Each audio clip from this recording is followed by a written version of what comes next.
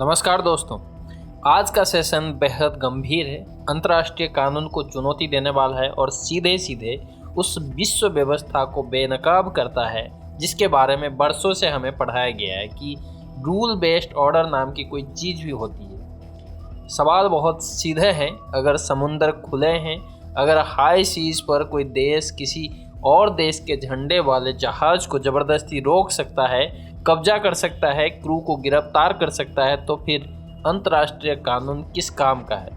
आज हम बात कर रहे हैं उस घटना की जिसने पूरी दुनिया की मैरीटाइम लॉ एक्सपोर्ट को हिलाकर रख दिया है।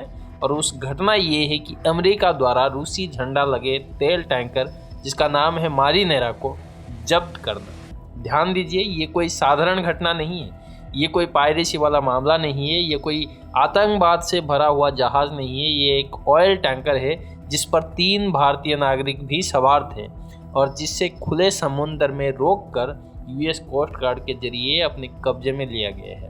और यही से असली सवाल शुरू होता है, क्या अमेरिका को ये अधिकार है, क्या अंतर्राष्ट्रीय कानून इतना कमज़ोर हो चुका है कि ताकतवर देश जब चाहे उसे तोड़ दे। अगर आज रूस का जहाज़ रोका जा सकता है तो कल भारत का क्यों नहीं।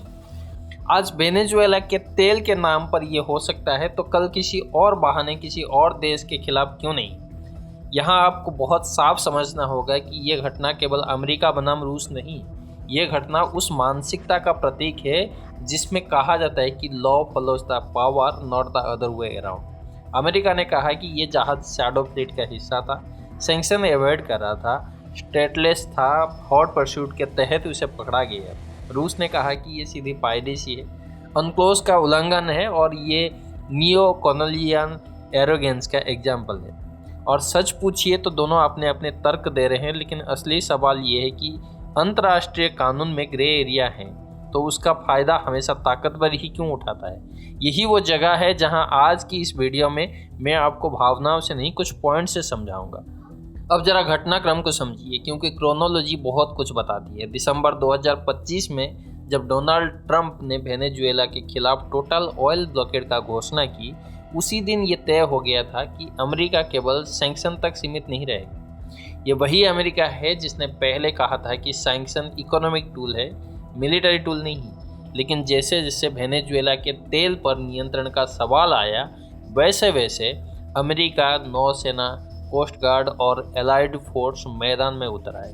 बेला वान नाम का जो जहाज़ पहले पनामा और गुयाना की जैसे फ्लैग के तहत ऑपरेट कर चुका था, जब दबाव में आता है तो उसने अपना नाम बदला, हुल पर रशियन फ्लैग पेंट किया और 24 दिसंबर 2025 को ऑफिशियली रशियन रजिस्टर में शामिल हो गया। अंतर्राष्ट्रीय कानून के हिसाब से ये एक महत्वपूर्ण बिंदु है क्योंकि हाई सीज पर किसी जहाज़ पर केवल उसी देश का अधिकार होता है जिसका झंडा वो वहन कर रहा है। और ये बात United Nation Convention on the law of the sea यानी कि अनक्लोज में साफ साफ लिखी हुई है। लेकिन अमेरिका ने कहा कि नहीं, ये जहाज़ पहले से स्टेटलेस था, ये सैंक्शन अवॉइड कर रहा था, इसलिए हमने हॉट परस्यूट के तहत ये शुरू किया। और अब समझिए कि हॉट परस्यूट क्या है। हॉट परस्यूट वो है, ये एक डॉक्ट्राइन तभी लागू होती है जब कोई जहाज़ टेरिटोरियल वाटर्स में अपराध करे और पीछा लगातार जारी रहे। यहाँ मामला ये है कि सीजर जनवरी 2026 में हुआ, तब जहाज़ रूसी झंडे के तहत था और खुले अटलांटिक में था। रूस ने औपचारिक तौर पर डिप्लोमेटिक प्रोटेस्ट दर्ज किया, लेकिन उसे नज़रअंदाज कर दिया गया अमेरिका की तरफ से। यही नहीं, अमेरिका के अधिकारियों ने यह भी साफ कह दिया कि क्रू के खिलाफ क्रिमिनल चार्जेस भी लग सकते हैं। अब यहाँ एक बहुत ही बड़ा एथिकल और लीगल सवाल खड़ा होता है। अगर आप किसी जहाज़ को इलीगल मानते हैं तो क्या हर क्रू मेंबर क्रिमिनल हो जाता है? क्या एक सी फरार जो नौकरी कर रहा है जियोपॉलिटिकल चेस बोर्ड का पॉन बन जाएगा? 3 भारतीय नागरिक आज इसी सवाल का जवाब भुगत रहे हैं। ध्यान दीजिए, रूस का शैडो फ्लीट कोई कल्पना नहीं है। यूक्रेन वार के बाद रूस ने सैकड़ों पुराने टैंकर खरीदे, फ्लाइट्स ऑफ कन्वीनियंस के तहत रजिस्टर किया, शिप टू शिप ट्रांसफ़र किए और सैंक्शन को बाईपास कर दिया। अमेरिका ये सब जानता था, लेकिन जैसे ही वेनेजुएला का तेल, ईरान का तेल और रूस का वार फाइनेंसिंग एक ही पाइपलाइन में दिखी, तो एक्शन लिया गया। सवाल ये नहीं है कि शैडो फ्लीट सही है या गलत, सवाल ये है कि एनफोर्समेंट कौन करेगा और कैसे करेगा। अगर अमेरिका अपने सैंक्शन को ग्लोबल कानून मान लेगा और रशिया जैसे देश चुप रह जाएगा तो फिर बाकी छोटे छोटे देश में क्या होगा। अब अंत में इस पूरी घटनाक्रम को सबसे खतरनाक पहलू समझिए। आज अमेरिका कह रहा है कि वो किसी भी सैंक्शनड ऑयल शिप को, चाहे वो किसी भी फ्लैग के तहत हो, हाई सीज पर रोक सकता है। इसका मतलब ये है कि फ्रीडम ऑफ नेविगेशन अब कंडीशनल हो गया है। आप तब तक फ्री हैं जब तक आप कोई पावरफुल देश की फॉरेन पॉलिसी से टकरा नहीं जाते। यही सोच सबसे खतरनाक होता है। आज रूस मिलिट्री रिस्पॉन्स नहीं दे रहा है क्योंकि वो शायद यूक्रेन में उलझा हुआ है, अटलांटिक में नावल लिवरेज सीमित है शायद इसीलिए। लेकिन इसका मतलब ये नहीं कि कल कोई और देश चुप रहेगा। चाइना इसे नोट कर रहा है, ईरान इसे नोट कर रहा है, भारत भी इससे बहुत ध्यान से देख रहा है। क्योंकि अगर कल हिंद महासागर में किसी भारतीय जहाज़ पर यह कहकर एक्शन लिया गया है कि वो किसी सैंक्शन रेजिमे का उल्लंघन कर रहा है तो हमारे पास कौन सा मोरल ग्राउंड बचेगा।